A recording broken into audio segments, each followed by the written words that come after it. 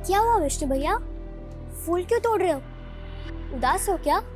अरे हम कभी उदास होते हैं क्या? लेकिन जब भी अपना इमेज ठीक करने जाते हैं कोई ना कोई कांड हो जाता है। इमेज सुधारने के लिए जॉब करना पड़ता है। देखना शुभी, बहुत जल्द हम अपना एक्सपोर्ट का काम शुरू करेंगे और उसके बाद फिर इस मोहल्ले के सबसे रईस आदमी बन के दिखाएंगे।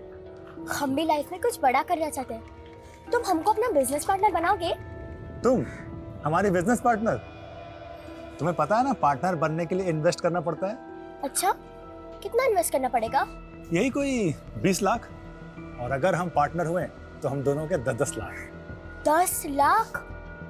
हमको तो पॉकेट मनी पे सिर्फ 10-20 रुपया मिलता है। 10 लाख की आसामी नहीं है हम। अच्छा, और अगर हम तुम्हें किडनैप कर लें, उसके बाद तुम्हारे घर वालों से फिरौती की रकम मांगे, तब तो पता चल जाएगा तुम कितनी बड़ी आसामी हो।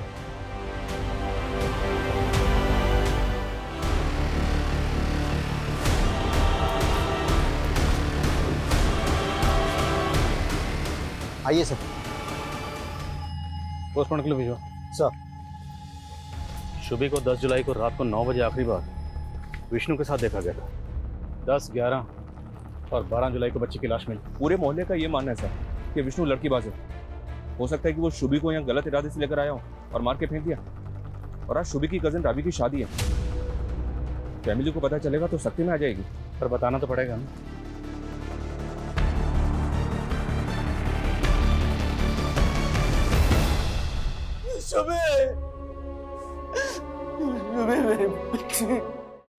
मेरा परिवार सबसे अच्छा परिवार। मेरा परिवार बहुत बड़ा है, जिसमें मेरे पापा है, मम्मी है, बुआ है, फूफा जी है, चाचा है, चाचे है। मेरी एक कजिन सिस्टर भी है, रावी दीदी, जिनकी शादी होने वाली है।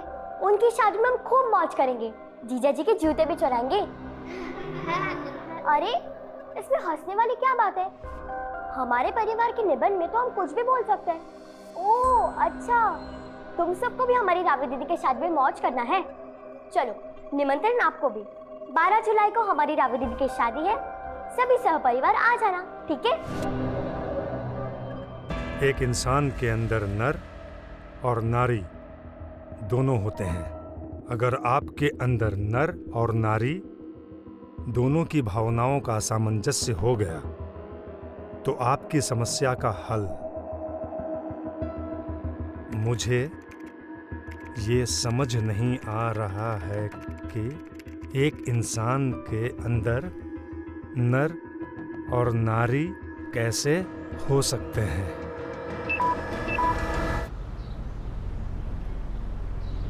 113, 114, 115, 116।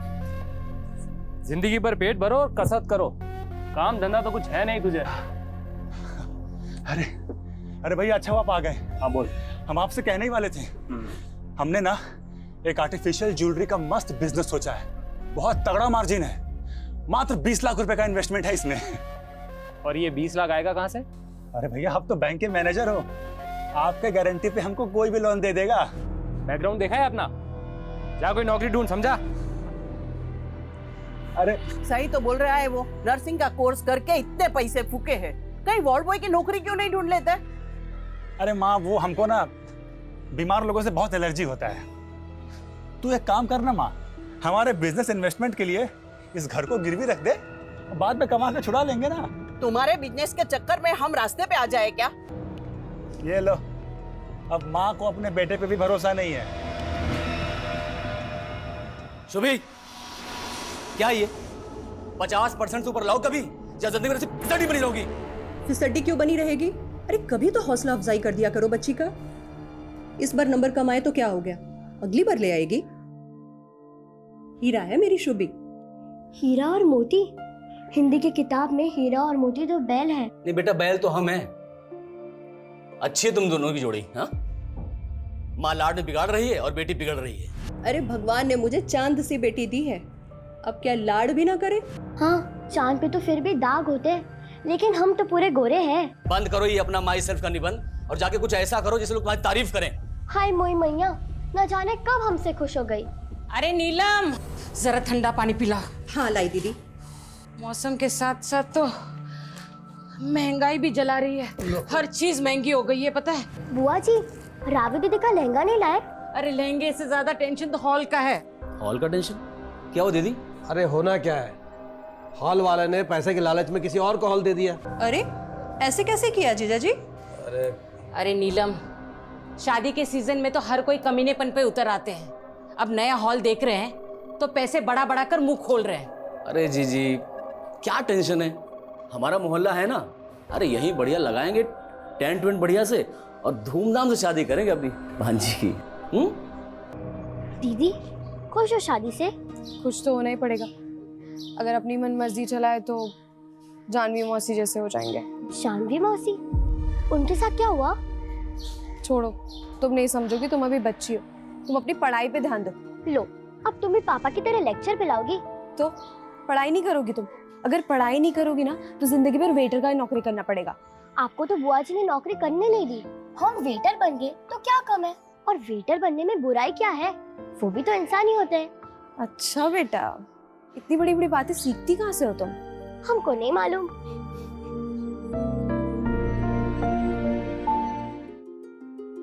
भाई कैटरिंग का सामान सब आ गया ना? सब आ गया। हाँ?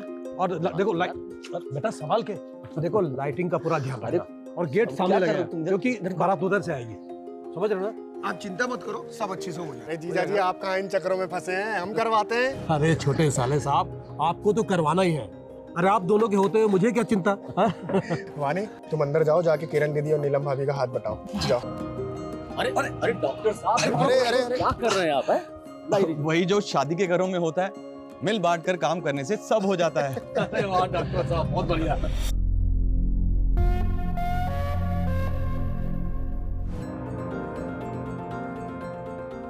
अरे खाइए ना आप लोग। दिखाई नहीं देता, दिन ब दिन फुदकती रहती है तू। हाँ बुआ जी जानबूझ के नहीं किया, और अब सबके सामने से चिल्ला रही है। एक औरत को भी एक लड़की की इज्जत ऐसे खराब करनी नहीं चाहिए। शुभी, बड़ों से ऐसे बात करते हैं क्या? तू क्या देख रही है? साफ करिए। रहने दो ना दीदी, वो शायद पेट से है। सच्ची चाची, हमारी और एक कजिन आने वाली है।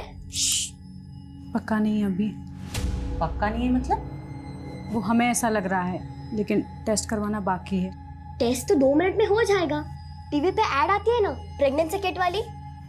नीलम, संभालो अपनी लड़की को, इस उम्र में क्या क्या सीख रही है पता नहीं। ये तो रावी दीदी ने बताया मुझे।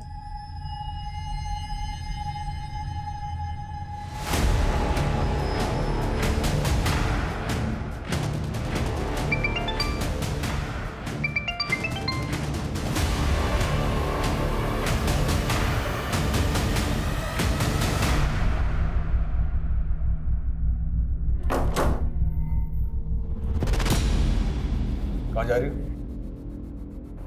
वो हम आपको बताने ही वाले थे। हमारी दूर की किरण दीदी है ना, उनकी बेटी की शादी का कार्ड आया था। ये देखिए, 1 दिन पहले ही आने के लिए बोला है। आपको भी बुलाया। अब याद आ रही है उन्हें तुम्हारी? और तुम्हें कितनी बार बताना पड़ेगा कि तुम्हारा नाम ये जानवी नहीं फरीदा है? लेकिन वसीम, शादी से पहले तो हम जानवी। बस, कोई कहीं नहीं जाने वाला। और अगर मुझसे बिना पूछे तुम कहीं गई तो मुझसे बुरा कोई नहीं हुआ।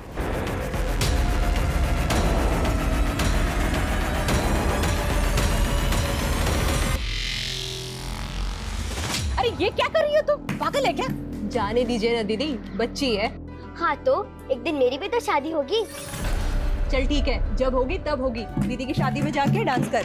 हाँ भाई हाँ, हाँ भाई हाँ, दुल्हन की बहना क्या लाई? चांद और तारे ढेर सारे। हाँ भाई हाँ, हाँ भाई हाँ, दुल्हन की चाची क्या लाई? चाची वो लाई तो है कुछ, लेकिन उनका अभी पक्का नहीं। हाँ भाई हाँ, हाँ भाई हाँ, दुल्हन की मामी क्या लाई? मामी लाई शादी का वेन्यू। मतलब? रावी दीदी की शादी मामा और मामी के घर ही तो हो रही है। फूफा जी का वेन्यू हो गया ठुस। अरे तुम यहाँ क्या कर रहे हो? अरे सॉरी निकले यहाँ से, लेडीज प्रोग्राम है, जा यहाँ से। औरतों के बीच में क्या कर रहा है बे? तुझे यहाँ बुलाया किसने है? अरे वो तो हम शादी के कामों में हाथ बटाने आए थे, अब हमको क्या पता यहाँ पर हाँ लेडीज संगीत चालू। चल चल बाहर, चलो ये औरतों के बीच में रहेगा तू। चलो।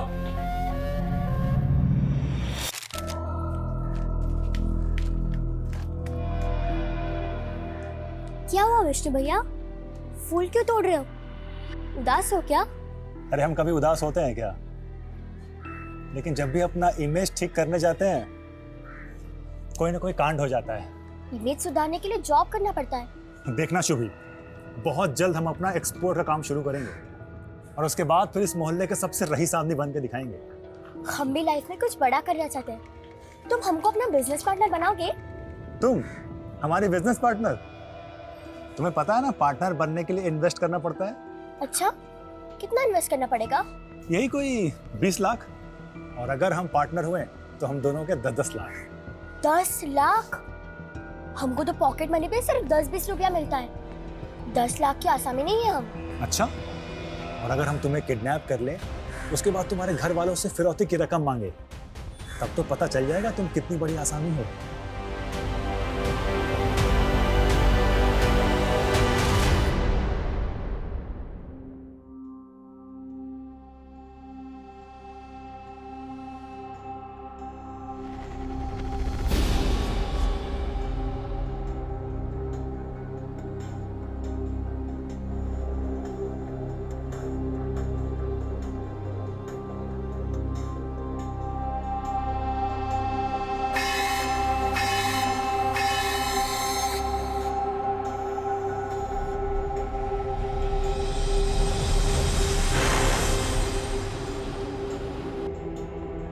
रावी, ये लो तुम्हारी चाय।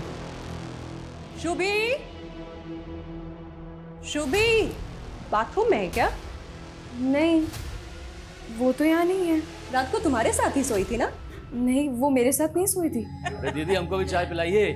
शुभी, शुभी, क्या हुआ? शुभी, शुभी कहीं दिख नहीं रही है, अंदर भी नहीं है, पता नहीं कहाँ चली गई। अरे यहीं कहीं खेल रही होगी, आती ही होगी। क्या हुआ? जीजा जी, शुभी बाहर कहीं दिखी क्या? अंदर कहीं नहीं है। बाहर तो नहीं दिखी हो। अरे तुम चिंता मत करो, हम देख के आते हैं। जी जी आइए। चलो आओ।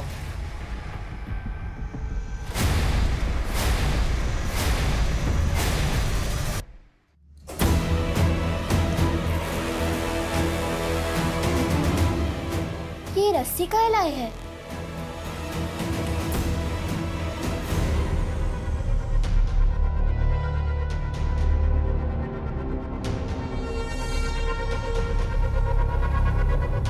शांत हो जाओ, आ जाएगी वो। कुछ पता चला क्या शुभी का? भाभी आस पड़ोस हर जगह देख लिया, कुछ पता नहीं चल रहा है।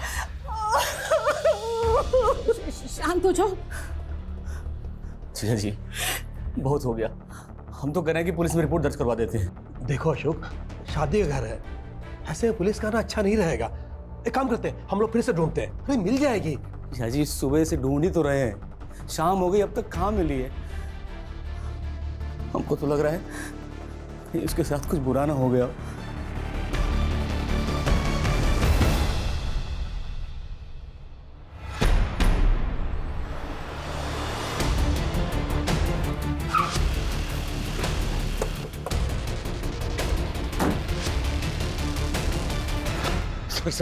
सर मेरी बेटी शुभी पता नहीं कहाँ गायब हो गई। आपने उसे आखिरी बार कब देखा था? सर कल रात वो अपनी बहन रावी के साथ उस कमरे में सोई थी। सर कल हम बहुत ज़्यादा थके हुए थे, इसलिए हम 9 बजे ही सो गए थे। हमें नहीं पता वो कब आई और कब गई थी। तो आपने भी शुभी को रात को नहीं देखा था? नहीं सर, पर जब हम सुबह उठे तो शुभी नहीं थी हमारे कमरे में। सर कल मेरी बेटी की शादी है, बच्ची को जल्द से जल्द ढूंढ दीजिए। आप फिक्र मत कीजिए, हम ढूंढ लेंगे उसे।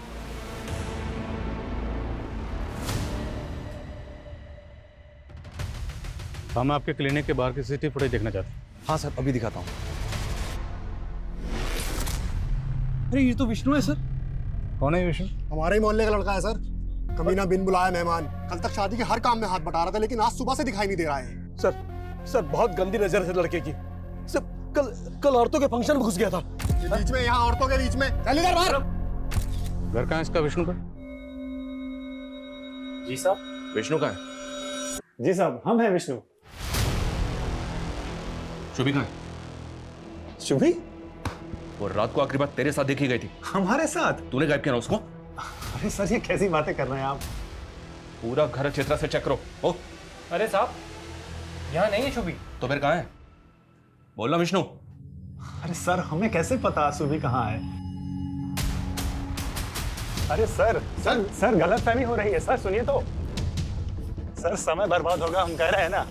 समय तो हमारा बर्बाद कर रहा है। 24 घंटे से ज्यादा हो गए बच्ची को गायब हुए। बोल, उस रात शुभी को लेकर कहाँ गया था? अरे सर, हम कहीं नहीं ले गए थे, वो तो बस रास्ते में मिल गई, इसलिए थोड़ी बातचीत हो गई बस। शुभी, इतनी रात को यहाँ क्या कर रही है? जा घर जा। घर का तो सर्कस बन गया विष्णु भैया, और ऊपर से हमारे पापा ने तेरी पिटाई की ना? पिटाई करते तो इतना गुस्सा नहीं आता जितना गुस्सा अर्जुन को एक औरत के साथ देख के आया है। सर, शुभी कह रही थी कि उसके पापा का किसी के साथ चक्कर चल रहा है। क्या समझते हैं? तेरी बात पे हम यकीन कर लेंगे। बोल शुभी कहाँ, वरना हड्डी बसली एक कर देंगे। अरे सर, मुझे सच में नहीं पता, मैं कह रहा हूँ ना, आप यकीन करिए मेरा।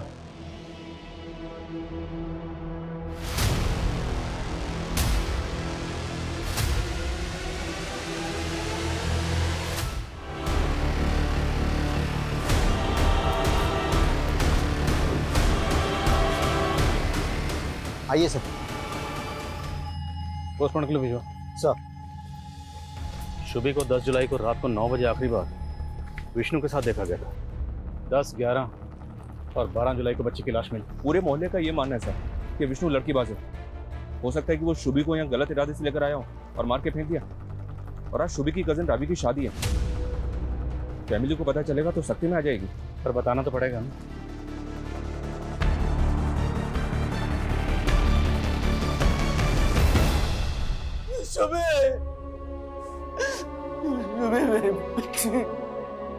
मेरा परिवार सबसे अच्छा परिवार।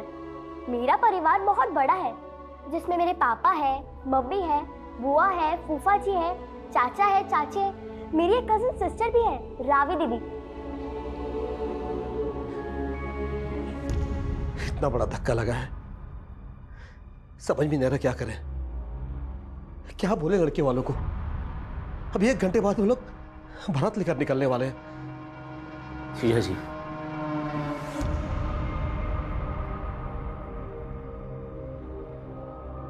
बारात आने दीजिए। सूतक तो हमारे यहाँ लगा है। आप रावी बिटिया की शादी पूरा कीजिए।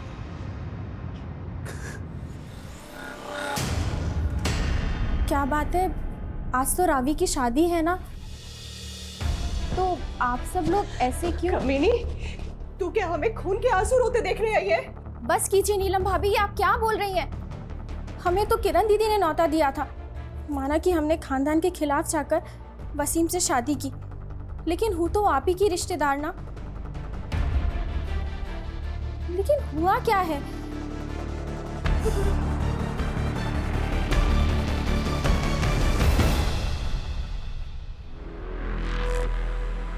शुभी का पूरा परिवार तेरे ऊपर शक जता रहा है। सबके सब तेरा नाम ले रहे हैं। जुर्म कबूल कर ले, वरना इसी छत पे उल्टा लटकाऊंगा तुझे। आप जबरदस्ती हमको तोड़कर गुनाह कबूल कराना चाहते हैं। हमको फांसी पे चढ़ा के आपको मेडल मिल जाएगा। ओए, नौटंकी मत कर। अगर आपको नौटंकी लगता है तो आप करिए कार्रवाई, लेकिन सर आपको बता देते हैं, आज का दिन 12 जुलाई आपके करियर का काला दिन होगा।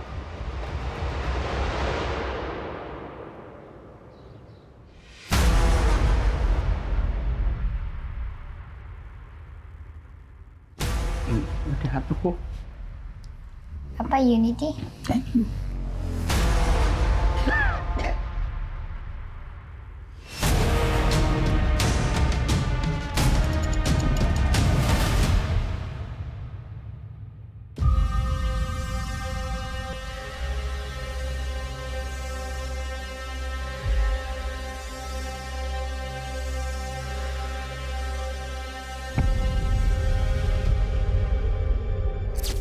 रावी दीदी, हमारी टीचर कहती है कि इंसान चाहे किसी भी कम्युनिटी का हो, कम्युनिटी अच्छी बुरी नहीं होती, अच्छी बुरी तो लोग होते हैं, और हमें जानवी माँ से बुरी नहीं लगती। हाँ, लेकिन हमारी फैमिली को तो बुरी लगती है ना। और मालूम है, अब उनका नाम जानवी नहीं है, फरीदा है।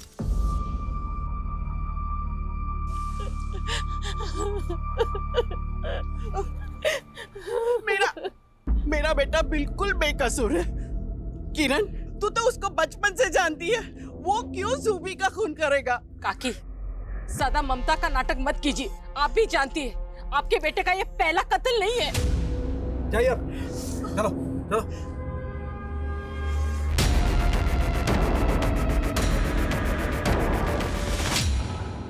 शुभी की पीएम रिपोर्ट के हिसाब से पहले उसको हाथ पर बांध के टॉर्चर किया गया, फिर गला दबा के उसको मार दिया गया।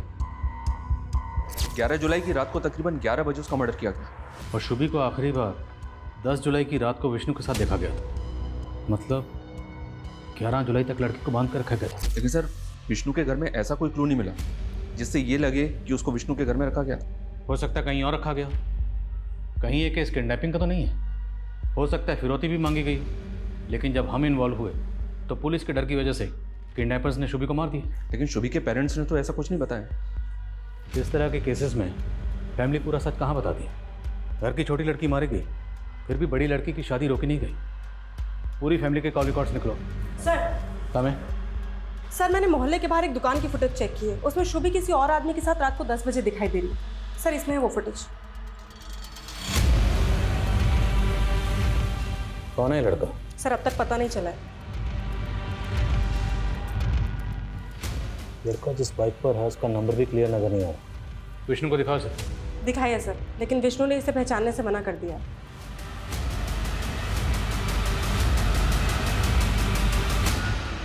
बोला था ना तुझे कि तू वहां नहीं जाएगी। तुमने मुझ पर हाथ कैसे उठाया? आइंदा तुमने मुझ पर रोक जमाने की या हाथ उठाने की कोशिश की ना, तो हम सहेंगे नहीं। तेरी इतनी हिम्मत! बस।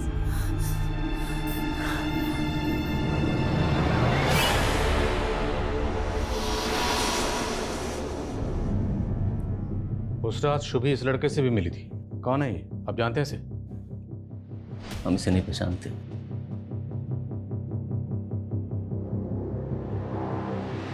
इस कैमरे की पिछले दिनों की फुटेज निकलवाओ। हो सकता है वो बाइक वाला लड़का पहले भी इस एरिया में आया। Okay sir. हमें पता चला डॉक्टर राजेश का क्लिनिक बंद है शुभी की लाश मिलने वाले दिन से। कहाँ है वो? सर, उनको तो किसी अर्जेंट काम से गांव जाना पड़ा था। कहाँ के रहने वाले? राजस्थान, बीकानेर के आसपास कहीं। जरा फोन मिलाई, पूछे कहाँ। जी। The number you are trying to call is currently switched off. Sir, phone तो बंद आ रहा है। 12 जुलाई को हमें शुभी की लाश मिली और उसी दिन से ये डॉक्टर गायब है। आप लोगों को कुछ अजीब नहीं लग रहा? क्या मतलब? मतलब ये, क्या डॉक्टर राजेश आपकी बेटी शुभी के साथ ऐसा कुछ कर सकता है? सर, हमें तो ऐसा कभी नहीं लगा, लेकिन वो अशोक, वो 20 साल पहले वाली कैसी बात? राजेश के पिताजी ने हमारे पापा को कुछ पैसे उधार दिए थे। हमारे पापा वो पैसे टाइम से लौटा नहीं पाए। फिर कुछ दिनों बाद राजेश के पिताजी को हार्ट अटैक आया और उनकी मौत हो गई। राजेश ने इल्ज़ाम लगाया कि उसके पिताजी पैसों को लेकर टेंशन में थे, इसलिए उनको हार्ट अटैक आया। लेकिन राजेश का मेडिकल में एडमिशन हम ही ने कराया था और डोनेशन भी दिया। राजेश ने कभी ये बात कभी दोहराई नहीं। वो तो उल्टा हमें अपनी फैमिली का सदस्य मानता है। पर हो सकता है उसके दिल में अभी भी उस बात की खालिश हो, लेकिन वो आप लोगों के सामने ना दिखा रहा।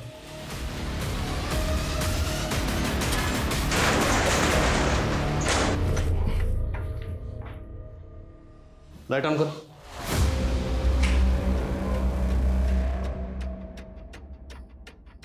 सर, ये देखिए, हिडन कैम। सब जगह चेक करो।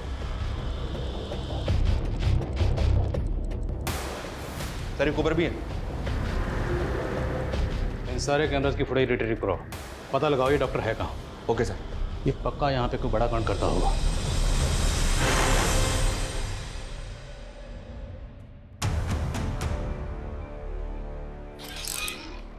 सर, समय उस बाइक वाले लड़के के बारे में तो कुछ पता नहीं चला है, लेकिन डॉक्टर के क्लिनिक में जो हिडन कैमरास थे उनकी फुटेज में एक चौंकाने वाली बात पता चली है। ये देखिए सर।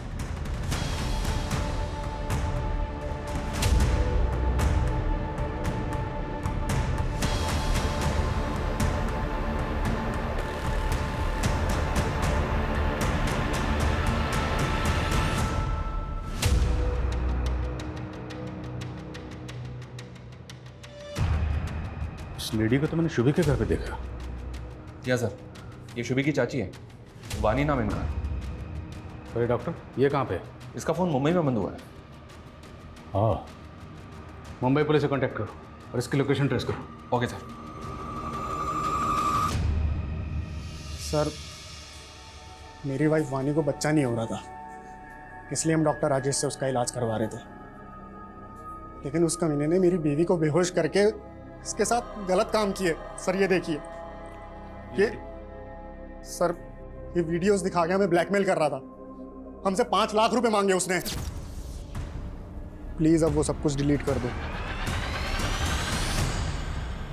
आप लोगों के साथ इतना सब कुछ हुआ, फिर भी आपने पुलिस में कंप्लेंट क्यों नहीं की? सर कैसे करते, अपनी इज्जत और शर्म की वजह से हम किसी से कुछ कह नहीं पाए।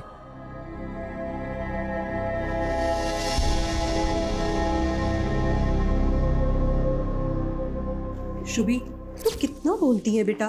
तुझे क्या जरूरत थी सबके सामने ये बोलने की कि फूफा जी का वेन्यू ठुस हो गया? तूने देखा ना बुआ जी को कितना बुरा लगा।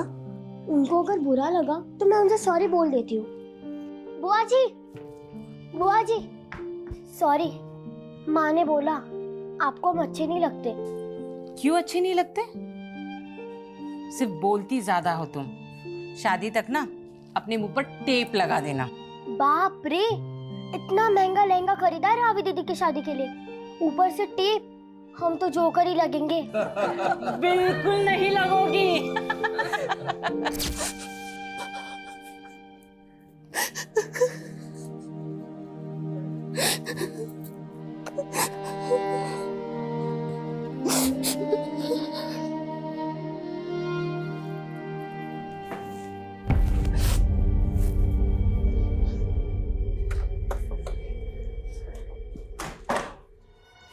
सर, ये विष्णु तो पहले भी जेल जा चुका है। 10 साल पहले का केस है। विष्णु अपने कॉलेज की एक लड़की को भगा के हिमाचल ले गया था।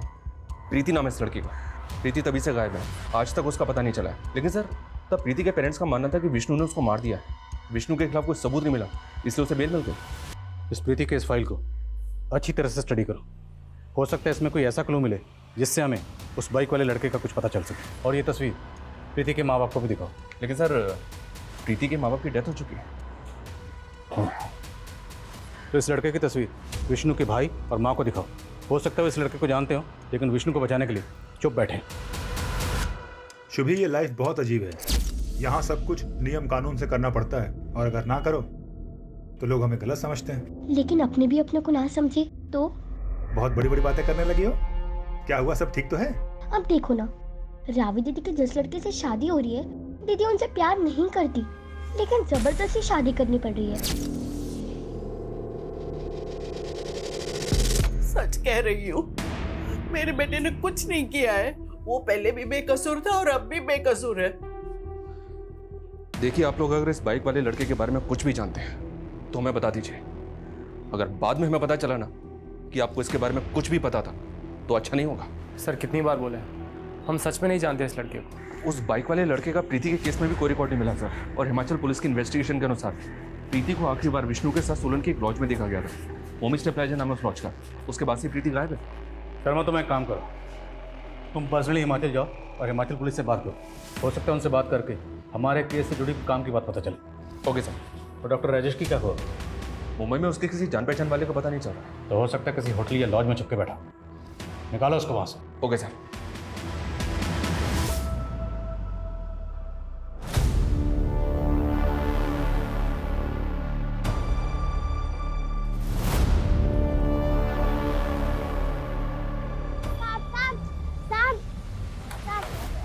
कुछ पैसे दे दो ना, बहुत भूख लगी है।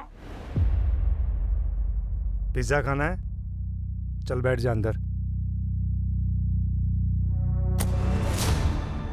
10 साल पहले प्रीति नाम की ये लड़की आपके होटल से गायब हुई थी, आपको तो याद ही होगा। हाँ, तब भी पुलिस ने हमें काफ़ी परेशान किया था। दरअसल प्रीति नाम की लड़की विष्णु नाम के इस लड़के के साथ यहाँ पे आई थी। अब ये लड़का एक बच्ची के मर्डर केस में भी सस्पेक्ट है। हमें ऐसा लग रहा है कि ये लड़का इस लड़के को जानता है।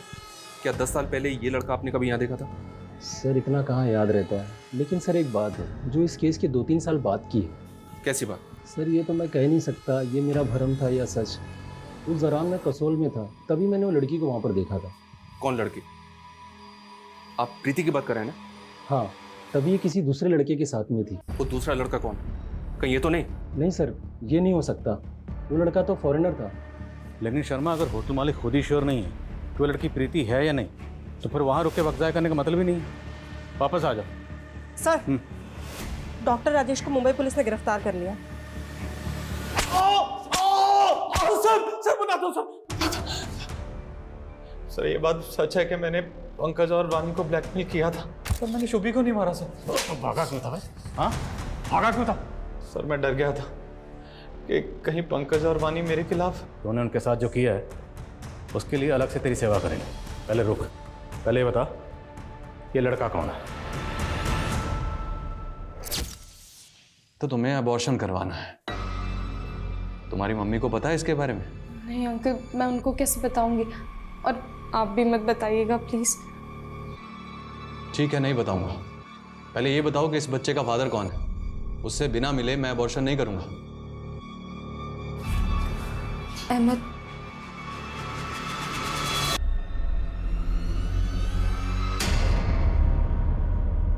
सर, मेरी नई नई शादी हुई है अभी, प्लीज आप ये बात किसी को मत बताइएगा। बेफिक्र रहिए। आप ये बताइए कि आप अहमद से प्यार करती हैं? हाँ सर, मैं उससे शादी भी करना चाहती थी। आपके घर वाले अहमद को जानते हैं? जी सर। शुभी उस रात अहमद से क्यों मिली थी? ये बात सच में सर मैं नहीं जानती, क्योंकि अबॉर्शन के बाद मेरा उससे कोई कांटेक्ट नहीं था। अहमद रहता कहाँ? आप लोग अहमद को पहले से जानते थे, लेकिन पहले उसे पहचानने से मना कर दिया। बेटी की शादी थी, कैसे बताते उसके अफेयर के बारे में रिश्तेदारों को? आप लोगों को पता था ना कि शुभी को रावी और अहमद के अफेयर के बारे में सब कुछ मालूम है। सर शुभी चाहती थी हम दोनों की शादी हो, वो तो पसंद करती थी मुझे। छोड़, ये बता कि उस रात तूने शुभी को मिलने के लिए क्यों बुलाया था? सर मैंने उसे मिलने नहीं बुलाया था, मैं तो वहाँ रावी को आखिरी बार देखने गया था, लेकिन शुभी ने मुझे वहाँ देख लिया। रावी दीदी नहीं मिल सकती। और भैया आप परेशान मत होइए। चलो बैठो, मैं तुम्हें घर छोड़ देता हूँ। घर पे ड्रॉप किया? हाँ सर, मैंने उसे घर के पास ही छोड़ा था। के पास ही छोड़ा था? उसके बाद से वो कभी अपने घर पहुंची नहीं, उसकी लाश मिली तालाब में। सच कह रहा हूँ सर, मैंने उसे नहीं मारा। ये अहमद तो अभी भी अपने बयान पे अड़ा हुआ, जबकि वारदात वाली रात शुभी को विष्णु के बाद रात के 9 बजे आखिरी बार इस अहमद के साथ ही देखा गया था। नहीं सर, मुझे तो ऐसा लग रहा है कि अहमद ही झूठ बोल रहा है। शायद ये शुभी को बेला फुसला के कहीं लेकर गया, पहले उसको बांध के रखा, उसके बाद उसको मार दिया। हो सकता है उसने शुभी को किडनैप इसलिए किया हो ताकि फैमिली पे प्रेशर डाल सके रावी की शादी रुकवाने के लिए, लेकिन फैमिली ने शादी नहीं रोकी, तो हो सकता है उसने इसलिए शुभी को मार दिया कि अब तो रावी की शादी रुकेगी। लेकिन सर अगर मान ले कि अहमद सच बोल रहा है और इसने लड़की को घर के पास ही ड्रॉप किया, अगर इसने शुभी को घर के बाहर ड्रॉप किया था तो 10 साल की बच्ची और कहाँ जाएगी? जाहिर सी बात है घर के अंदर ही जाएगी। तो क्या शुभी घर के अंदर से गायब हुई है? ऐसा कौन करेगा? सर मैंने CDR चेक किया है, उस रात अशोक ने 12:30 बजे किसी को कॉल किया था, उसी नंबर से वापस आधे घंटे के बाद कॉल आया। सर शुभी कह रही थी कि उसके पापा का किसी के साथ चक्कर चल रहा है। कॉल लो बॉस नंबर पे।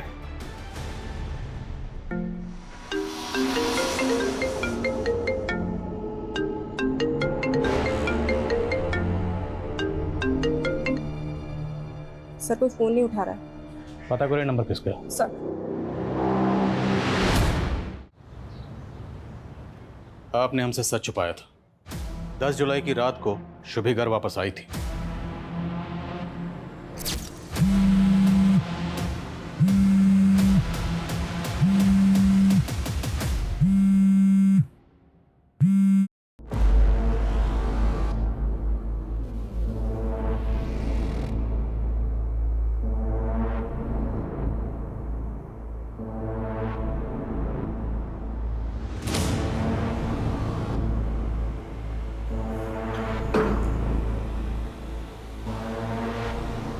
उसके बाद हमारे और अशोक के बीच में झगड़ा हुआ। हमें ध्यान ही नहीं रहा शुभी कहाँ गई। हमें लगा कि वो रावी के कमरे में सोने चली गई होगी। तो ये बात पहले क्यों नहीं बताई? सब के सब यही झूठ बोलते रहे कि 10 जुलाई की रात को शुभी घर वापस आई नहीं? क्यों नहीं बताया? हम किस मुंह से कहते कि हमारे पति हमें धोखा दे रहे हैं? कम से कम अब तो आप ये बता सकती हैं ना कि आपकी बेटी शुभी को किसने मारा था? शुभी बेटी थी हमारी सर। मानते हैं कि उसे हमारे और जानवी के रिश्ते के बारे में पता चल गया था। जानवी, ये दूर की सही, लेकिन रिश्ते में तुम्हारी बहन लगती थी। जो आदमी ऐसा रिश्ता जोड़ सकता है कुछ भी कर सकता है। जानवी दूर की रिश्तेदार थी हमारी। शादी के पहले मुझसे प्यार करते थे, हम मानते हैं, लेकिन हमारे पापा को रिश्ता मंजूर नहीं था, वो खिलाफ थे इसके। और जानवी वसीम के प्यार में पड़ गई थी, लेकिन वो इस शादी से खुश नहीं थी। वो तो आना चाहती थी 2 दिन के लिए शादी के घर में, लेकिन उसके पति ने उसे आने नहीं दिया। तुम तो शादी के बहाने भी आ सकती थी, ऐसे चोरी छिपे आने की क्या जरूरत थी? वसीम मुझे आने नहीं देता, बहुत मारता है मुझे। काश हम दोनों ने भागकर शादी कर ली होती। जो कुछ भी हुआ उसे नीलम को समझा पाना हमारे लिए बहुत मुश्किल है सर। हम तो उसी में उलझे रहे। सर मुझे नहीं जाना चाहिए था वहाँ, सारी गलती मेरी है। तो तुमने मार दिया शुभी को? नहीं सर, मैंने ऐसा कुछ नहीं किया है। देखो,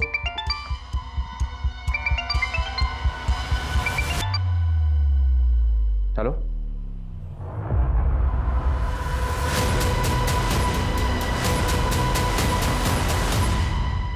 ये सब के सब झूठ बोल रहे हैं। हमें जुर्म साबित करने के लिए पुख्ता सबूतों की जरूरत है।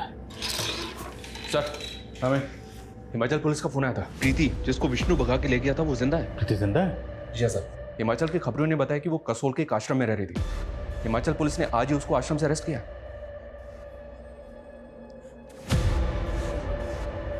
उसकी हालत बहुत खराब थी सर। प्रीति एडिक्ट हो चुकी है। पिछले 10 सालों से वो 3-4 स्टेट्स में अपनी मंडली के साथ घूम फिर रही थी। मैंने उसका सोशल मीडिया प्रोफाइल चेक किया सर, उसमें तकरीबन 300 फ्रेंड्स हैं और सबके सब नशेड़ी हैं। इसका मतलब है विष्णु बेकसूर है और प्रीति का शुभी के कत्ल से कोई ताल्लुक नहीं। जी हाँ सर, क्योंकि जब प्रीति विष्णु के साथ भागी थी तब तो शुभी पैदा भी नहीं होती। मुझे ऐसा लग रहा है कि शुभी अपने ही परिवार का शिकार बन गई।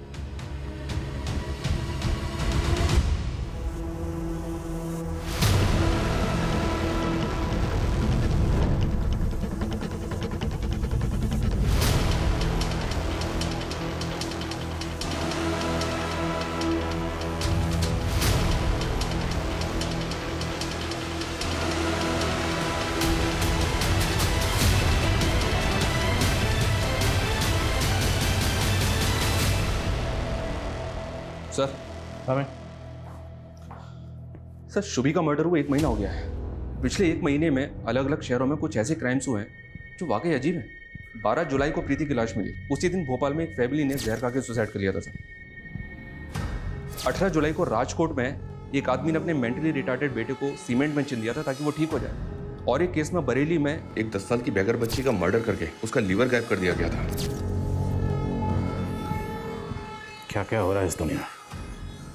इन सारे केसेस का शुभी के केस से क्या कनेक्शन है? गिल्टी प्लेजर्स नाम का एक सोशल मीडिया ग्रुप है सर। इन सारे क्राइम्स का ये कॉमन लिंक है। इस ग्रुप के कुछ लोग न्यूमरोलॉजी, एस्ट्रोलॉजी और टेरो कार्ड रीडिंग से जुड़े हैं।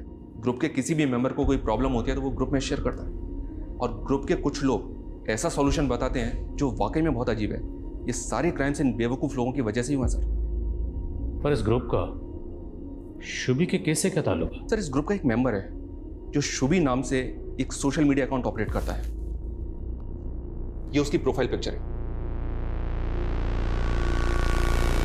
शर्मा, ये फेक अकाउंट होगा। शुभी महज 10 साल की थी, उसके पास तो फोन तक नहीं था। फिर वो ये अकाउंट कैसे ऑपरेट कर रही होगी? इस बात का जवाब तो प्रीति दे सकती है सर, जो इस ग्रुप की मॉडरेटर है।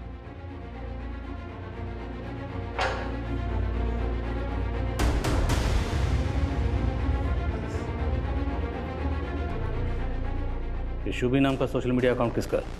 कौन ऑपरेट कर रहा था इसे?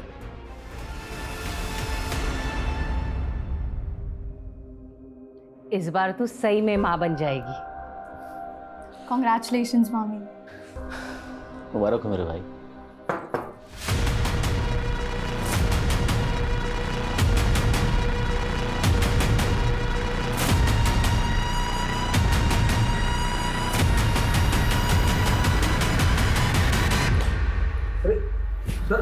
सर, अरे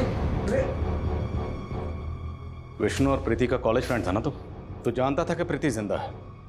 फिर भी जब प्रीति को मारने के इल्जाम में विष्णु अंदर गया तो चुप बैठा रहा। ये क्या बोल रहे हैं आप? प्रीति जिंदा है? जिंदा है से। और ये तू भी अच्छी तरह से जानता है। गिल्टी प्लेजर ग्रुप, यही नाम है ना ग्रुप का जिसे प्रीति चलाती है। तू भी तो मेंबर है इस ग्रुप का। अब तू ये बता कि शुभी के नाम से तुमने अपना अकाउंट क्यों बनाया था? शादी से पहले वानी का नाम भी शुभी था। शुभी के पैदा होने पर वानी ने उसको ये नाम दिया था। मैं अपनी बीवी के नाम से अकाउंट चला रहा था। अशोक के फादर ने तुझे गोद लिया। अशोक ने तुझे सगे भाइयों की तरह प्यार किया और तूने उसी की बेटी को मार डाला। क्यों? क्योंकि तेरी अपनी औलाद नहीं हो रही थी और तूने इस प्रॉब्लम का सॉल्यूशन पूछा उस ग्रुप में। यही सच है ना शर्मा? ये तेरी पूरी चैट हिस्ट्री।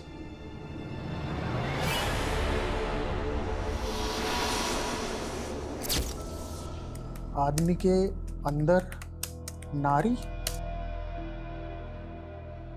और मैं बच्चा कैसे पैदा कर सकता हूँ? कोई ये बताए मुझे। वो 100% श्योर था। मैं भी एक कन्या की खोज में था। फिर उस रात शुभी हमारे घर आई।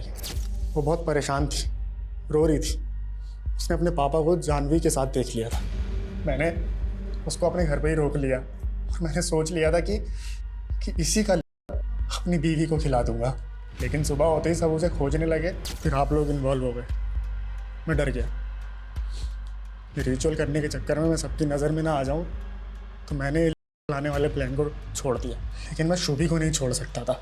वो मेरे बारे में सबको सब कुछ बता देती। और 15 दिन बाद तो गया बरेली। ऐसे क्या देख रहा? 27 जुलाई को तेरा फोन बरेली में एक्टिव था। वहां जाकर तूने एक 10 साल की बच्ची को किडनैप किया। साहब कुछ पैसे दे दो ना। पिज़्ज़ा खाएगी? चल बैठ जा गाड़ी में। उस बच्ची को मारकर उसका अपनी बीवी को खिलाया। तेरे इस अंधविश्वास के चक्कर में 2 मासूम बच्चियों की जान चली गई। कैसा अंधविश्वास? खा के मेरी बीवी प्रेग्नेंट हुई थी। सर हम प्रेग्नेंट नहीं हैं। क्या? हमने सबसे झूठ बोला था सर। हम पंकज के पागलपन से घबरा गए थे, डर गए थे। हमें लगा कि उसको पता चलेगा कि इस बार भी हम प्रेग्नेंट नहीं हुए, कि वो किसी और बच्ची को मारकर जबरदस्ती हमें उसको खिला देगा। तुम्हें अपने पति से डरने के बजाय हमारे पास आना चाहिए था, लेकिन नहीं, तुमने अपने पति का साथ दिया। उसके क्राइम में उसकी भागीदार बन गए तुम।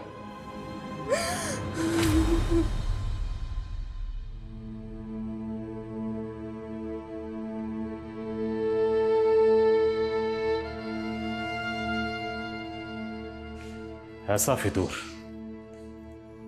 फितूर के सोचते ही रोंगटे खड़े हो जाए। इससे ज्यादा वाहियात क्या होगा कि एक नशा करने वाला नशेड़ी गैंग ऐसा भ्रम फैला रहा था और पढ़े लिखे एजुकेटेड लोग उन पर भरोसा कर रहे थे। इस तरह के सिरफिरे लोग वाकई में सोसाइटी के लिए बहुत बड़ा खतरा है। हैरानी की बात तो यह है कि सोशल मीडिया के जरिए इतने बड़े बड़े क्राइम हो रहे थे। सर इस सोशल मीडिया ग्रुप के सारे अकाउंट्स अब साइबर सेल की सर्विलेंस में हैं और साइबर सेल इस तरह के और भी अकाउंट्स के बारे में पता कर रहा है। लेकिन ये सिर्फ साइबर सेल की नहीं, हम सब की कलेक्टिव रिस्पॉन्सिबिलिटी है। हमें भी कुछ ऐसे कदम उठाने होंगे जिससे लोगों को जागरूक किया जा सके, सतर्क किया जा सके, ताकि वो इस तरह के social media account, social media group से बचें। और अगर उन्हें कोई सोशल मीडिया अकाउंट या ग्रुप सस्पिशियस लगे तो तुरंत इसकी रिपोर्ट करें, वरना लोग ज़्यादातर सोचते ही रह जाते हैं और जुर्म घट जाता है। और शुभी के केस में यही हुआ।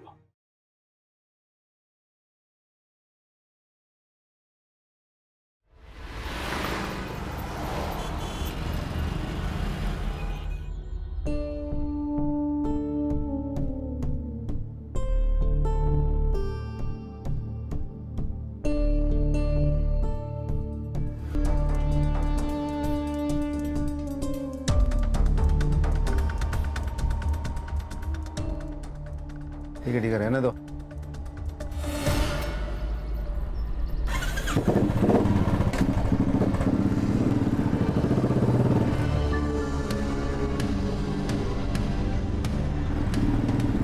जय भाव जिंदाबाद, जय भाव जिंदाबाद। जयंत भाऊ जिंदाबाद, जयंत भाऊ जिंदाबाद। जयंत भाऊ देखो ना, कंपनी वाले बोलते हैं सब इनकी गलती है, इनका एक्सीडेंट हुआ तो मतलब कंपनी की कोई गलती ज नहीं है। अरे घाबरायचं नाही, जोपर्यंत ह्यो जयंत हाय काय एकदम। और जब तक गणेश भाऊ को पूरा मुआवजा नहीं मिलता कंपनी का एक मजदूर भी काम पे नहीं जाएगा। ए हीरा, हो भाऊ सबको बोल दे, हो भाऊ। काका सुनो ना, मैंने 12th पास कर लिया है, तो प्लीज आप मुझे भी कहीं पे जॉब पे लगवा दीजिए ना। ये गौतम याड़े बड़े डाला का तू, हैं? तू टेंशन मत ले, इधर बैठा है ना मैं। तेरे को किसी भी चीज की कोई भी जरूरत हो सीधा मेरे को फोन करने का। जयंत भाऊ जिंदाबाद, जयंत भाऊ जिंदाबाद, जयंत भाऊ जिंदाबाद, जयंत भाऊ जिंदाबाद। Welcome my friend, welcome welcome welcome. Shakaal के अड्डे में तुम्हारा स्वागत है। टीवी देख रही है तू? तेरे को अभ्यास करने को बोला था ना? ना कोई लिफ्ट ना कोई घोड़ा। अभ्यास करने को बोला था तेरे को? दिखाती हूँ मैं तुझे अभी। काटी कुटी गिली माची। यार तुम दोनों की किटकिट खत्म ही नहीं होती। बाबा देखो ना, इन्हें मुझे कितना मारा। तूने भी तो आई की बात मानी नहीं होगी ना। आप दोनों ना एक जैसे हो, दोनों में से मुझसे कोई प्यार करता ही नहीं है। अरे साइली, साइली। देख जयंत, 10 लाख बहुत ज्यादा है गणेश के लिए। अरे खन्ना साहब, बंदा बेड पे है, जिंदगी भर उसने आपके फैक्ट्री के लिए काम किया है और अब आपके फैक्ट्री के एक्सीडेंट की वजह से वो आगे जिंदगी भर काम नहीं कर पाएगा। एक काम कर, 5 में निपटा ले, नहीं तो वो भी नहीं मिलेगा। आपको पूरे के पूरे 10 लाख रुपए देने पड़ेंगे। तो क्या फैक्ट्री पर ताला लगाऊंगा, एक वर्कर भी काम पे नहीं आएगा। और आपको तो मालूम है ही, एक दिन भी अगर ये आपकी फैक्ट्री बंद रहेगी तो आपका कितने का नुकसान होएगा। हाँ ना साहब, ये अच्छी डील है, ले लो ये। तो सोचिए आप, लेकिन मेरे पास ज़्यादा टाइम नहीं है। चल रही हीरा। जयंत भाऊ जिंदाबाद, जयंत भाऊ जिंदाबाद, जयंत भाऊ जिंदाबाद, जयंत भाऊ जयंत भाऊ।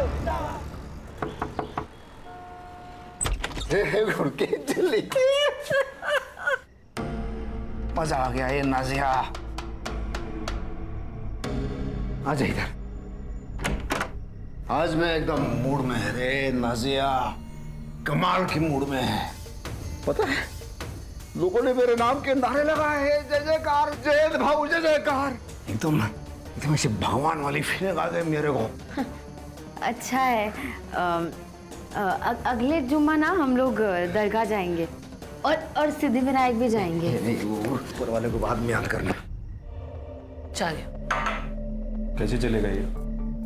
9th में ये हाल है तो 10वीं में तो ये लड़की नाक ही कटाएगी मेरा। कहा था ना मैंने, इस आफत को मत लेकर आओ, लेकिन नहीं। अरे अनाथ आश्रम से किसी बच्चे को गोद लेते ना तो भी चलता, लेकिन नहीं, तुमको चाहिए थी तुम्हारे भाई की लड़की। क्या करें, फंस गया पर।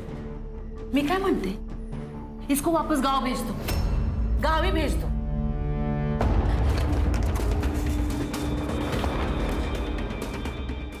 हेलो, वो कमीना आपके पास ही आ रहा है। क्या? रिद्धि, रिद्धि बेटा तू चल, जल्दी निकल यहाँ से, चल। भाई रात के 10 बजे कहाँ जाऊँ? अरे वो राक्षस यहाँ आ रहा है। अभी अभी नाजिया का फोन आया था, किसी भी दोस्त क्या चली जा, कहीं भी चली जा, बस अभी यहाँ से निकल। चल जल्दी चल, चल चल जल्दी चल, ये डाल ले।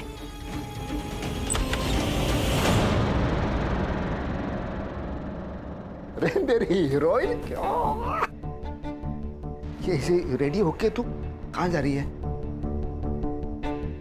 अरे आज मैं बहुत खुश है। अरे क्या मस्त दिन किया मेरा, पता है? ए तू जाना और मेरे लिए थोड़ा सा नमक मिर्च लेके आ, मेरी हीरोइन जा।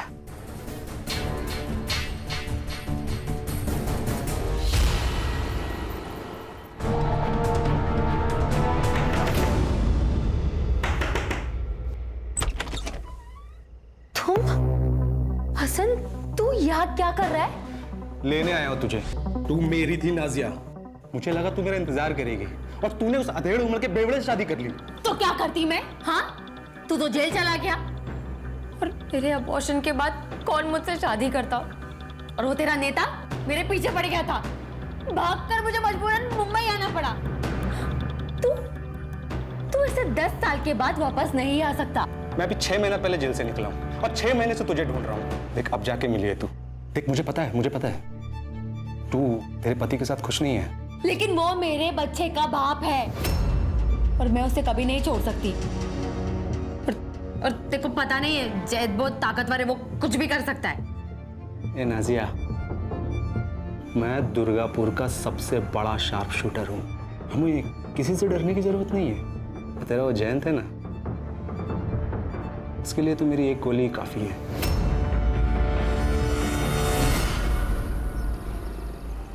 मैंने बोला था ना वही नहीं, कंपनी के पुंगी बजाऊंगा। वो कंपनी के मालिक से लड़के 10 लाख रुपए का चेक लेके आया मैं। भाऊ तुमचे खूप आभारी आहे भाऊ। हीरा, हो भाऊ, ये चेक गणेश भाऊ के अकाउंट में डालने का। हाँ, जब मैं कॉल करूंगा तभी। कॉल करूंगा म्हणजे? नहीं, अपन थोड़ा बात करते हैं ना पहले। हाँ?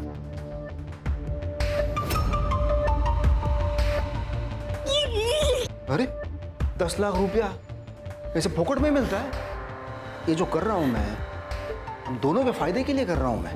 देखो, आपको क्या चाहिए? पैसा चाहिए, मर्द चाहिए, और मेरे को क्या चाहिए? मैं ये सब नहीं कर सकती। नहीं? ठीक है फिर 10 लाख रुपया भूल जाए अभी। ये भी याद रखना, कंपनी वाले गणेश पे केस डालेंगे मशीन खराब होने के लिए। वो सब तुमको देखना है, अब सोच लो उसके बारे में।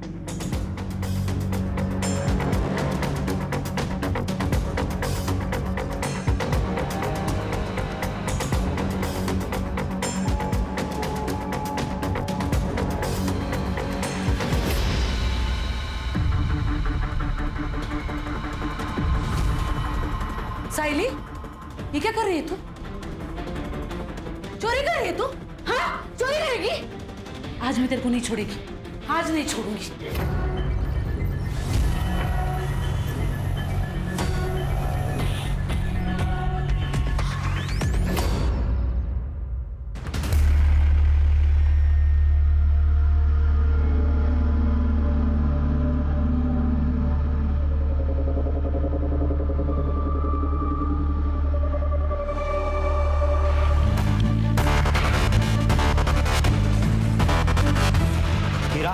अच्छा किया तुमने यहाँ कर। इस जयंत को हमने यूनियन लीडर इसलिए बनाया ताकि वो हमारे कंट्रोल में रहे, लेकिन अब वो हमारे सर पर नाचने लगा है। इसलिए अभी ऑफर मैं तुम्हें दे रहा हूँ जो 10 साल पहले मैंने जयंत को दिया था। लेकिन हाँ, एक बात याद रखना, इसे यूनियन लीडर से हटाना आसान नहीं है। खन्ना साहब, जयंत जिंदा रहेगा तभी तो लीडरगिरी करेगा ना।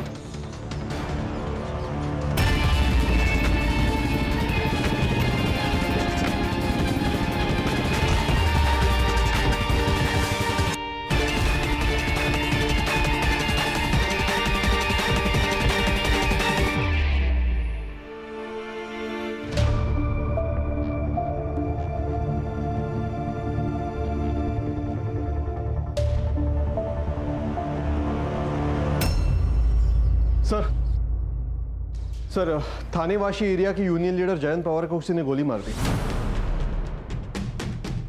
जयंत पवार? सर, मैं PSI Sanjay Sawant, MG police station Thane से। मुझे आपको एक जरूरी इन्फॉर्मेशन देनी है सर।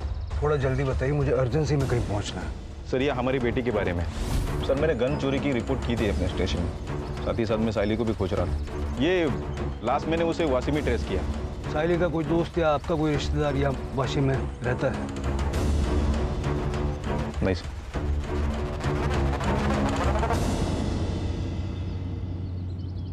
अरे रुकिए रुकिए, अरे वो देखिए लड़की, ऐसे बेचारी सिकुड़ कर सोई रही है। हाँ तो हम क्या करें उसमें? ऐसे कैसे? उसे हम अकेला नहीं छोड़ सकते। तुम भी ना।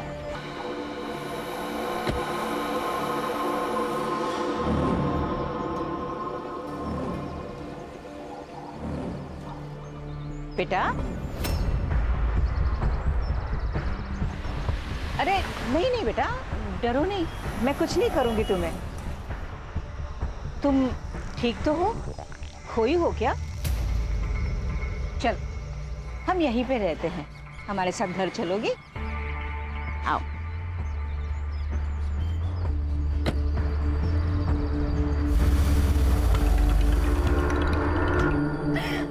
सर, जैन पवार। ये इनको यहाँ लेके कौन आया? सर, पास के मार्केट के कुछ लोग। गोली लगी ये बात सुनकर सब के सब भाग गए सर। ये परिवार है इनका? जी, इनको यूनियन के वर्कर्स ने इन्फॉर्म किया था सर। पास की मार्केट के कुछ लोग जैन पवार को जख्मी हालत में लाए थे, तो वहाँ जाके जरा पूछताछ करो और जिस स्पॉट पे हादसा हुआ है वहाँ से जैन का फोन रिकवर करवाओ और साइली की फोटो भी सब जगह दिखाओ। ये लो, आज तुझे पीरियड आया है ना, दवाई खा लो, खा लो। अरे ऐसा तो होता ही है, मैं तुम्हें अपने हाथों से नहलाऊंगी, फिर भोग। मेरा मतलब है कि फिर हम खाना खाएंगे। नहीं, मैं खुद नहा लूंगी। ऐसे कैसे? तू हमारे यहाँ पे पहली बार आई है ना, तो अब से तेरे सारे काम हम ही करेंगे। सही कहा ना? हाँ बिल्कुल। चलो उठो, आओ उठो। चलिए इसे लेकर।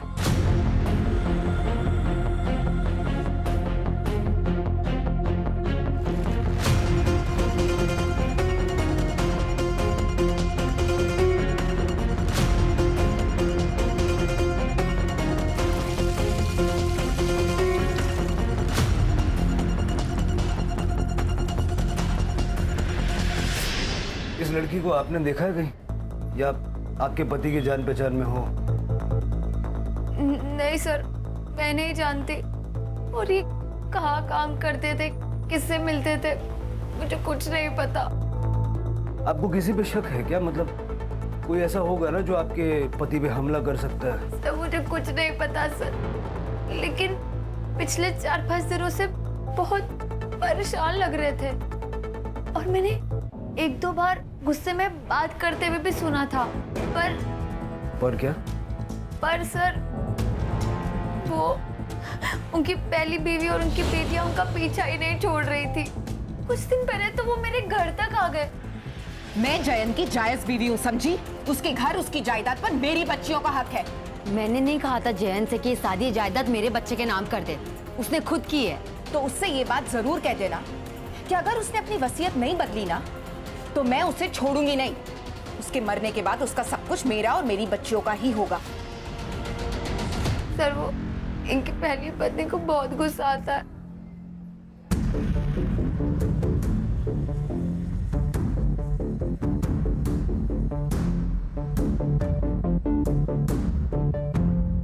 लगता है आपके पति को भी बहुत गुस्सा आता था। मैडम, मर्दों का तो खून गर्म ही होता है। उनकी पहली पत्नी की डिटेल्स हमें चाहिए। आप अपना फोन नंबर इनको दे दीजिए। सर, वो दरअसल मेरे पास फोन नहीं है। इनको नहीं पसंद था कि मैं फोन वगैरह यूज करूं, लेकिन आपको इनके फोन में सारी डिटेल्स मिल जाएंगी।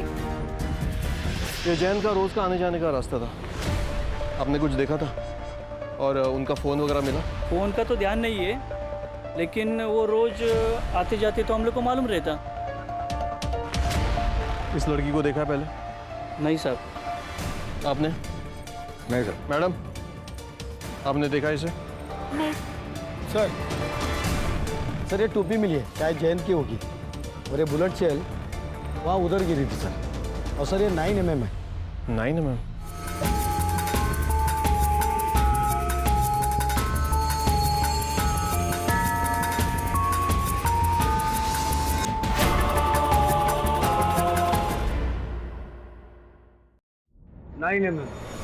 सर्विस गर्ल, इतने इरेस्पॉन्सिबल कैसे हो सकते हो संजय?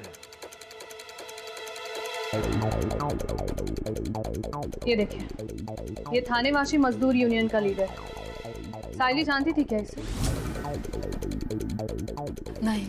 संजय, पक्का साइली ने कॉल नहीं किया ना? नहीं हो सर, उसने अगर फोन किया रहता तो मैं आपको बताता सर।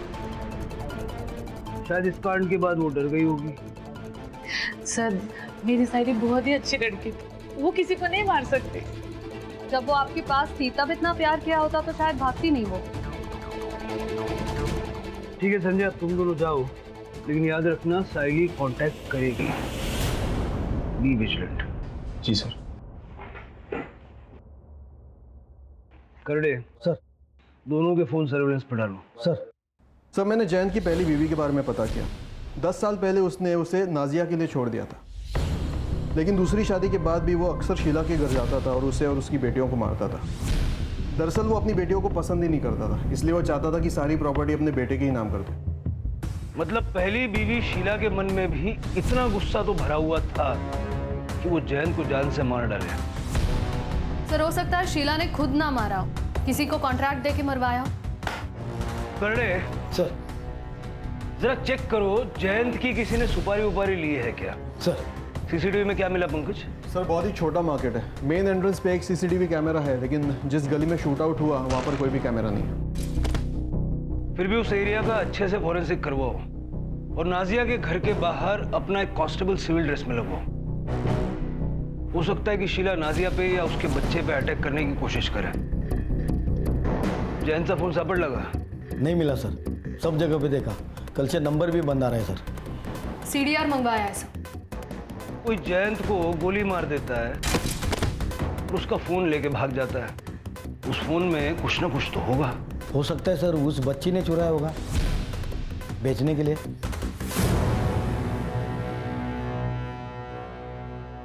दस साल हो गए साहब उसे हमें छोड़े हुए।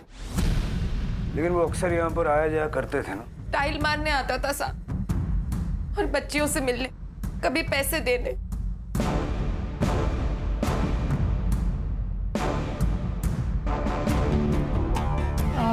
वॉशरूम अंदर लेफ्ट में। Okay sir, excuse me.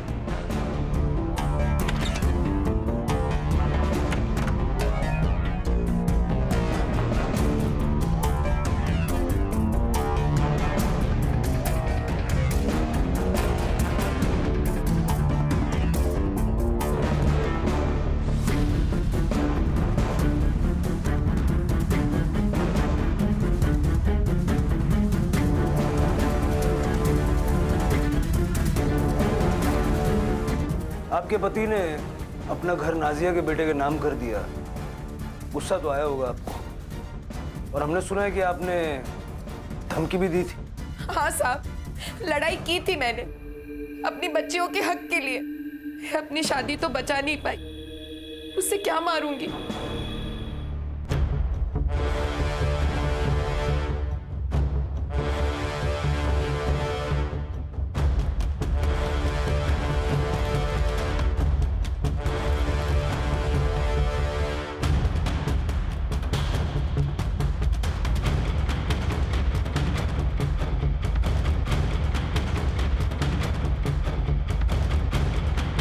ठीक है, जब तक ये केस सॉल्व नहीं हो जाता आप में से कोई भी शहर छोड़ के जाइएगा मत।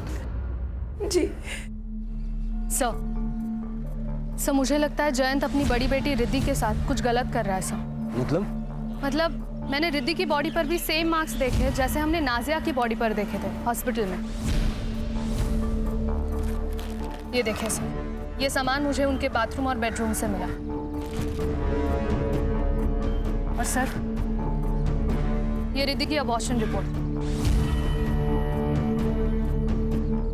लेकिन मानसी, हम श्योरली ये नहीं कह सकते ना कि ये जयंत ने किया होगा। हो सकता है रिद्धि का कोई बॉयफ्रेंड हो या शीला ने रिद्धि से पैसों के लिए ये करवाया हो। इस घर पे नजर रखो, शीला और उसकी दोनों बेटियों का सीडीआर निकलवाओ और अबॉर्शन क्लिनिक जाके पता करो कुछ मिलता है क्या। Yes sir. हमने जयंत पवार की इंफॉर्मेशन निकाली है खन्ना जी। उन्होंने अभी अभी आपकी कंपनी से 10 लाख रुपए का मुआवजा लिया था, राइट? हमने पता किया है आपके पुणे के, नागपुर के और गुजरात की फैक्ट्री के वर्कर्स उससे बहुत खुश थे। वो लोग यूनियन फॉर्म करने वाले थे। उन्होंने जयंत को इनवाइट भी किया था हेल्प के लिए। देखिए सर, ये सब प्रॉब्लम्स हर फैक्ट्री में होती रहती है, तो इसका मतलब ये तो नहीं कि हम ऐसे आए दिन किसी का भी मर्डर करवा दें। हाँ सर, मैं जयंत भाव का राइट हैंड था। जयंत भाव के कहने पे ही खन्ना साहब ने 10 लाख रुपए दिए थे गणेश भाव के लिए। जयंत भाव हमारे लिए भगवान थे। हम में से कोई भी उनको मार नहीं सकता साहब। ठीक है, थैंक यू।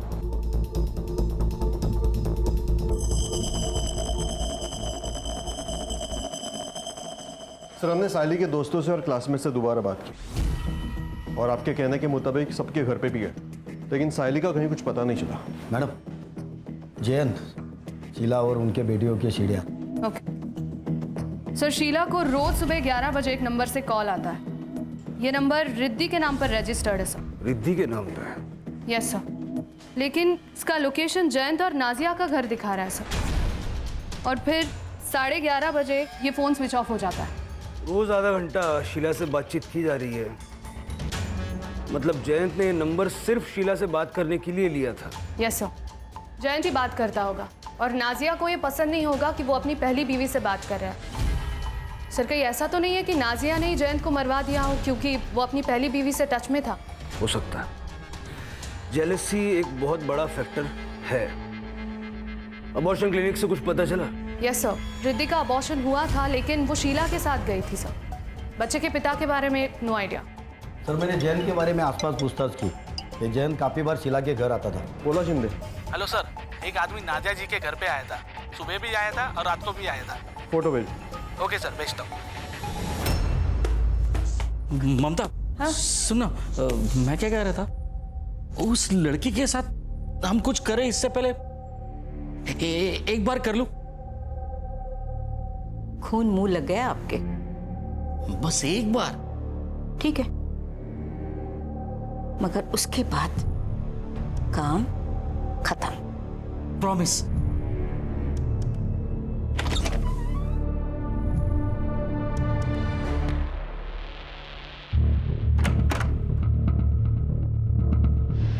नाजिया जी, ये बंगाल का शार्प शूटर हसन अली आपके घर के चक्कर क्यों काट रहा? सर, एक मिनट। बंटी, इधर आओ। आप अंदर जाके खेलो, ओके? मम्मा आती है।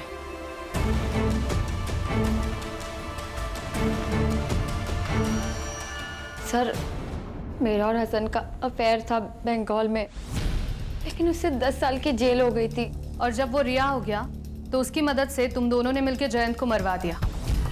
क्या? नहीं, ऐसा बिल्कुल नहीं है।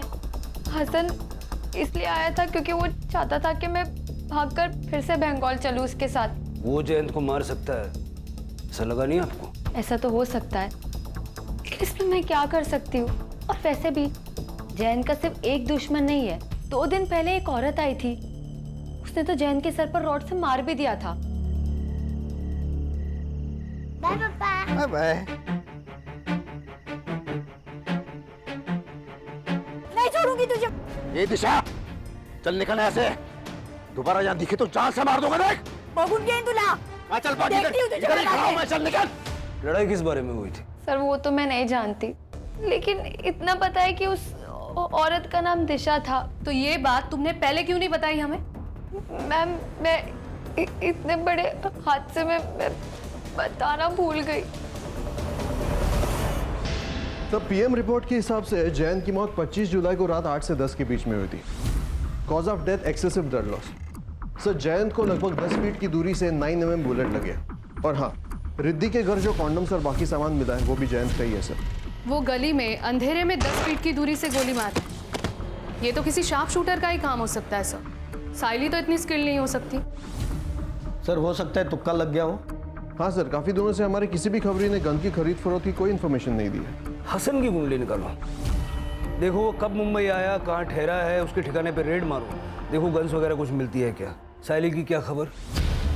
सर, वाशी ट्रैफिक पुलिस और बिट चौकी की मदद से उसे ट्रैक कर रहा है। फिलहाल तो इतना ही पता चला है कि वो थाने से वाशी गई थी ऑटो लेकर, फिर वो स्टेशन के सामने गई और शायद वहां से वापस आ गई, और दूसरे दिन उसे शांतिनगर मार्केट में देखा गया।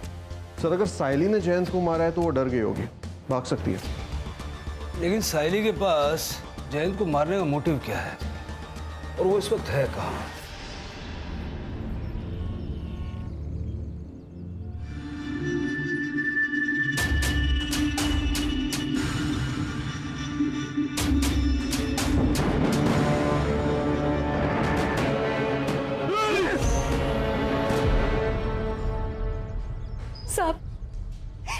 जयंत मुझे ब्लैकमेल कर रहा था।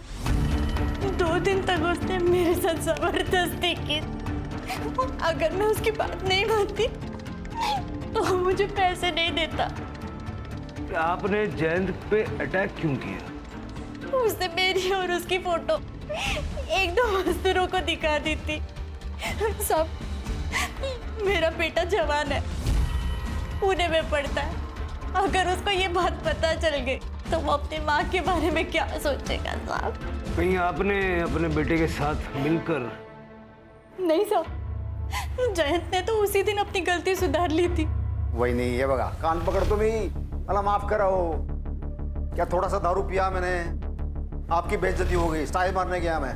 लेकिन आप टेंशन क्यों लगा? वही नहीं, बिल्कुल टेंशन नहीं लेने का। उन दोनों को समझा दिया है मैंने, अगर मुंह खोलेंगे तो दोनों जान से जाएंगे। हाँ, ये तो भाई वो बात वही खत्म हो गई थी। हम तो गरीब लोग हैं साहब, सुपारी कहाँ से देंगे? ठीक है, जाइए।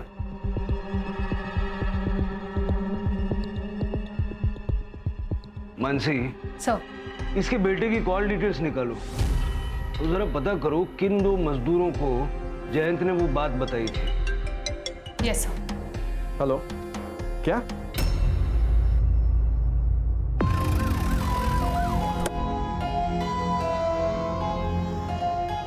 सर ये तो साइली है, संजय की बेटी। सर कोई बुलेट सेल नहीं मिली। सर हो सकता है एक ही टाइम पे एक ही गन से दोनों को मारा गया। साइली को यहाँ नहीं मारा गया, उसकी बॉडी को बांध के यहाँ डंप किया गया। बॉडी को पोस्टमार्टम के लिए भेज दो और संजय को इन्फॉर्म करो।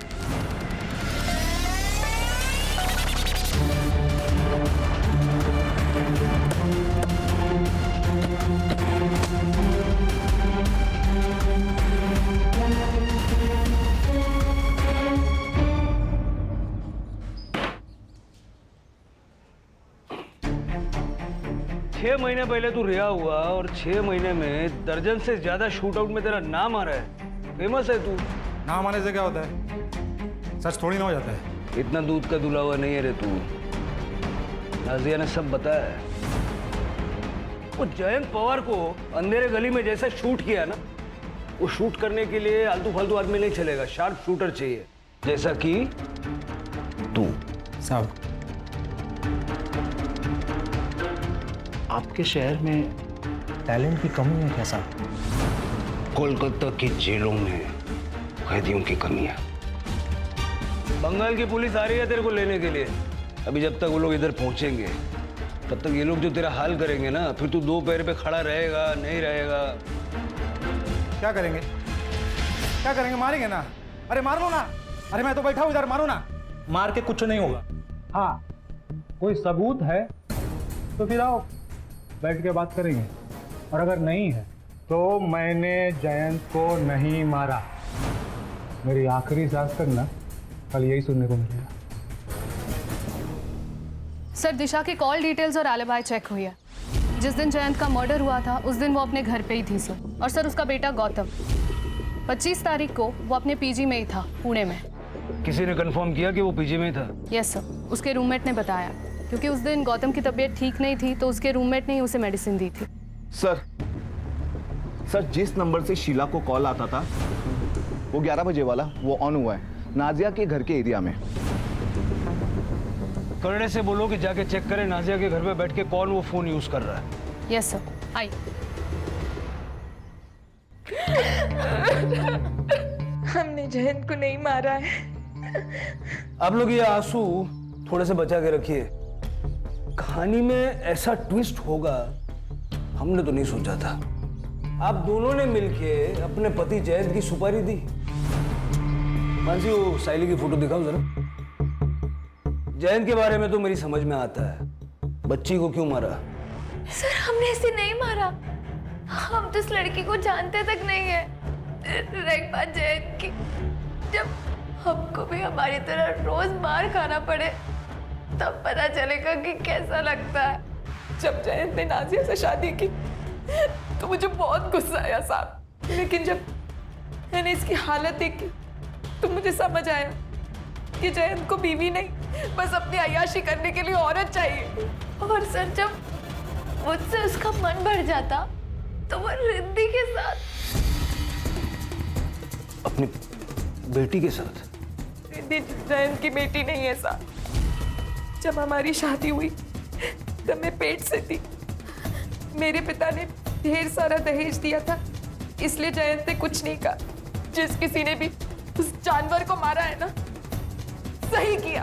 फिर आपने एक दूसरे के खिलाफ क्यों बोला? अगर हम आपको ये बताते कि हम दोनों के बीच में कोई प्रॉब्लम नहीं है तो आप लोग हम पर शक करते। पंकज,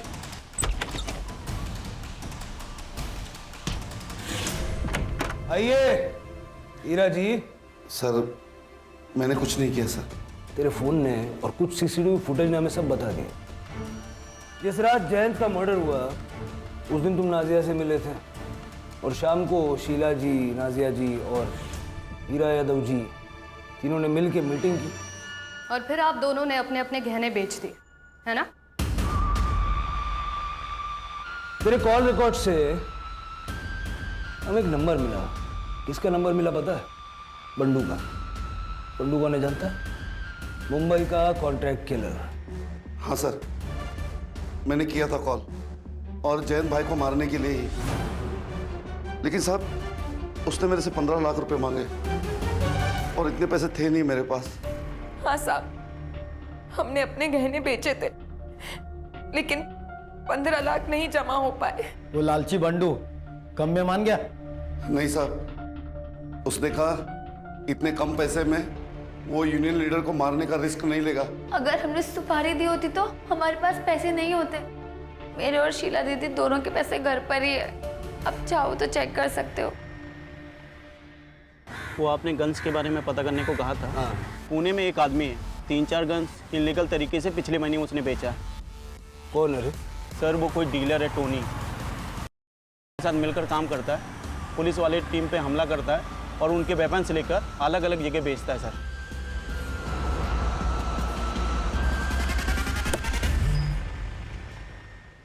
सर, साइली की पोस्टमार्टम रिपोर्ट से times cause of death excessive blood loss due to 9 mm bullet.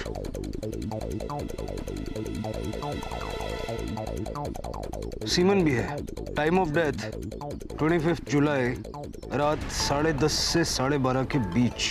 Sir इसका मतलब जब जयंत की बॉडी हॉस्पिटल लेकर गए थे तभी इन लोगों ने साइली की डेड बॉडी यहाँ डंप की होगी। सर साइली की बॉडी हमें जिस स्पॉट पर मिली है वो स्पॉट मेन रोड से थोड़ा हटके है। लेकिन आए तो किसी न किसी रास्ते से होंगे ना। हॉस्पिटल से टाइम पता लगाओ, जयंत की बॉडी को किस वक्त वहाँ ले जाया गया, और मार्केट के एंट्रेंस का सीसीटीवी एक बार चेक करो। आसपास के लोगों से पूछताछ करो किसी ने कोई मूवमेंट नोटिस की है क्या, और क्राइम सीन दोबारा से चेक करो क्योंकि दोनों मौतें 25 तारीख को हुई है।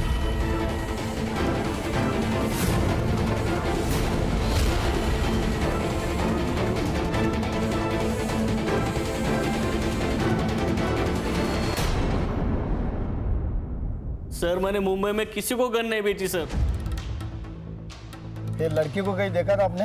हाँ साहब, ये लड़की को ये 3-4 दिन पहले इसी रोड पे देखा था। सर मैंने एमजी रोड और जंगल के बीच के सारे सीसीटीवी चेक किए। सर टाइम और जगह के हिसाब से ये ग्रे कार मैच कर रही है सर, लेकिन देखिए नंबर प्लेट दिखाई नहीं दे रहा है। लेकिन सर आगे एमजी रोड के सिग्नल को क्रॉस करके बच्ची की जहाँ लाश मिली थी उस रोड पर ये कार जाते हुए दिखाई दे रही है। लेकिन सर मैंने आगे का सीसीटीवी भी चेक किया, उस रोड पर ये कार नहीं दिखाई दे रही है। इसका मतलब ये गाड़ी जहाँ बॉडी को डंप किया गया उस स्पॉट के आसपास ही कहीं रुकी हुई थी। लेकिन सर एग्जैक्टली 20 मिनट बाद वापस ये कार जाते हुए दिखाई दे रही है। इस गाड़ी को जहाँ तक पॉसिबल है बैक ट्रेस करो और उसके 2 किलोमीटर के एरिया में अगर हर घर चेक करना पड़े करो। मुझे ये ग्रे गाड़ी किसी भी हाल में चाहिए। यस।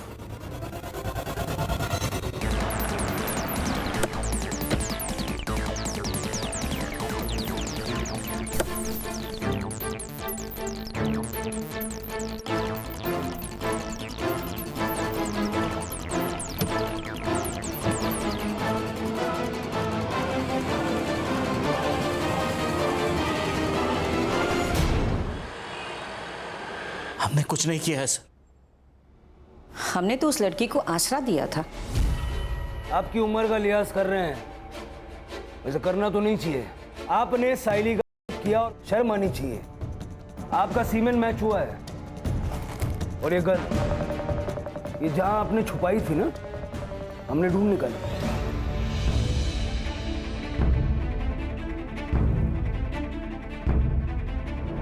इसी गन से साइली पे गोली चलाई गई थी। ये मेरे पति हैं, इन्हें कैंसर है। डॉक्टर ने कहा है कि कोई भी दवाई इन पर असर नहीं कर रही है। पीर बाबा ने कहा कि इनकी दूसरी शादी करो। उसने तो कहा था कि उसके माँ बाप उसे पसंद नहीं करते। भाग कर आई थी यहाँ पर। और उसी बात का फायदा तुम लोगों ने उठाया। जो भी किया ना, अपने पति की जिंदगी के लिए किया। पति ही मेरा परमेश्वर है। अब जेल में पूजा करना एक दूसरे की।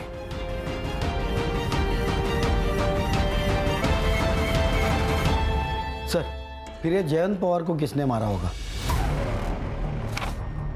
टोनी ने जिनको गन्स बेची है ना, उन सबके स्केचेस बनवाओ उससे। सर,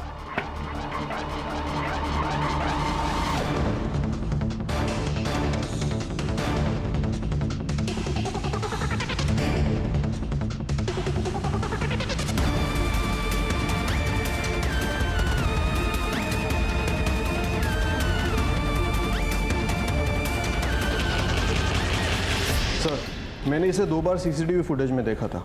मुझे पहले लगा कोई रैंडम बंदा होगा, लेकिन ये दोपहर को उस गली में गया था इसी रास्ते से, और उससे पहले वो नाजिया और शीला दोनों के घर के पास दिखा था। ये इसका दूसरा फ़ोन, इसने इसी फ़ोन से टोनी को कांटेक्ट किया था। मानसी, तुमने रूममेट से बात की थी ना? बात तो की थी सर, बाद में पता चला वो इसका रिश्तेदार ही है। झूठ बोला था उसने सर। दिशा को बहन मानता है वो। और क्या करता सर? उस राक्षस से लड़ने की हम में से किसी में हिम्मत तो थी नहीं सर। उसने मेरी माँ के साथ, जब मुंबई से मेरी माँ को सरप्राइज देने के लिए आया था, उसी दिन मैंने सोच लिया था कि उस कमीने को छोड़ूंगा नहीं। मैं ढाबे पे रुका हुआ था।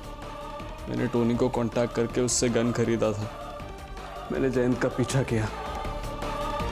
मुझे पता था कि मेरे घर से उसके घर तक जाने के लिए वो वही रास्ता चलेगा। किस्मत अच्छी थी कि पहली बुलेट उसके पीठ पर।